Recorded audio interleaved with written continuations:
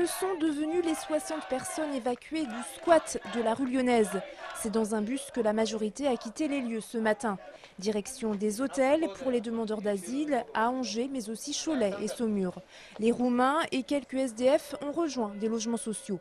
Depuis plusieurs mois, la menace d'une expulsion planait sur les squatteurs. Ils ne pouvaient pas rester dans cet endroit insalubre, dans des conditions de vie affreuses, avec des risques très importants d'accidents, d'incendies et je dirais de drames humains.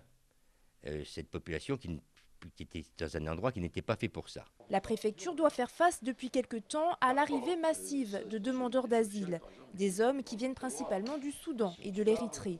C'est dans l'urgence que ces hommes ont été hébergés aujourd'hui avant d'envisager des solutions à plus long terme. On a des places qui vont se libérer dans des structures dites CADA, centres d'accueil pour demandeurs d'asile. On a aussi une politique en liaison avec les associations et les organismes HLN de libération, d'occupation de places, logements sociaux qui vont pouvoir être affectés. Du côté de l'Abri de la Providence, une association qui intervient notamment auprès des SDF et des demandeurs d'asile, on regrette que cette évacuation se soit faite dans la précipitation.